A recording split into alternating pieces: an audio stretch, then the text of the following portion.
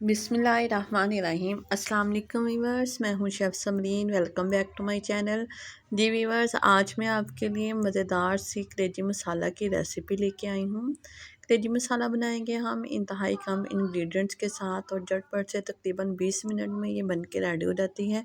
इस बकरा ईद पे आपने मेरी रेसिपी को ज़रूर ट्राई करना है और ये आज हम बनाएंगे एक नई टिप्स और ट्रिक के साथ। बस आपने मेरी रेसिपी को एंड तक फॉलो करना है। आज मैं आपके साथ शेयर करूंगी कलेजी को वॉश करने का तरीका, जिससे इसका सारा ब्लड भी निकल जाए और इसकी स्मेल भी ख़त्म हो जाए। और कलेजी मसाले को बनाएंगे हम एक डिफरेंट स्टाइल के साथ और फटाफट से बनने वाली रेसिपी है ये। मेरी रेसिपी अच्छी लगे इसे लाइक शेयर कमेंट कर दीजिएगा और मेरे चैनल को सब्सक्राइब कर दीजिएगा। चलिए जल्दी से रेसिपी स्टार्ट करते हैं। इसके लिए मैंने बकरे की कलेजी ली है तकरीबन 600 ग्राम। आधा किलो से ये थोड़ी सी ज़्यादा है जी। इसकी मैं कटिंग कर लूँगी। तकरीबन 1.5 इंच के मैंने पीसेस कट कर लिए हैं। आप चाहे तो 1 इंच के भी कट कर सकते हैं जी। इसकी कटिंग करने के बाद अब हम इसको करेंगे वॉश।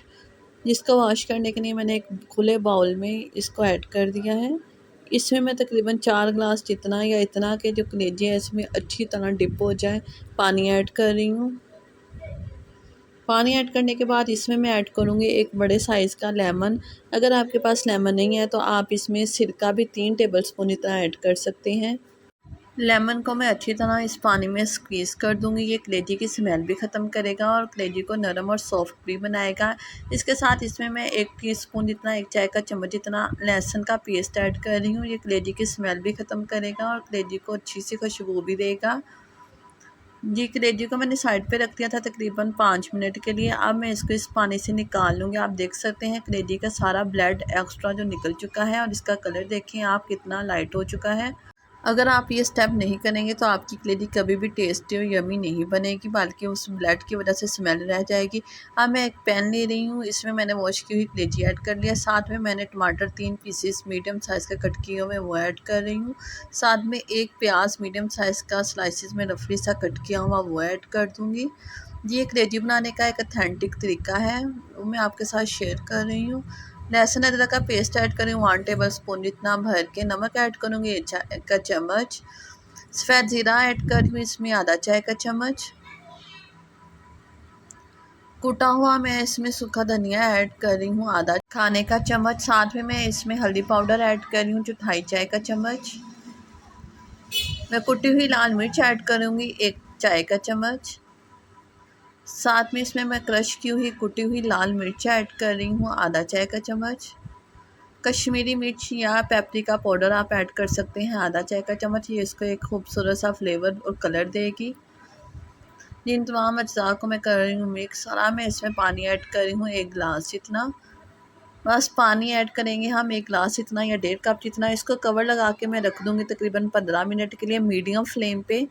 इसको हमने हल्की आंच पे नहीं पकाना, नहीं तो जो कलेजी है वो सख्त हो जाएगी और ना ही इसको ओवर कुक करना है।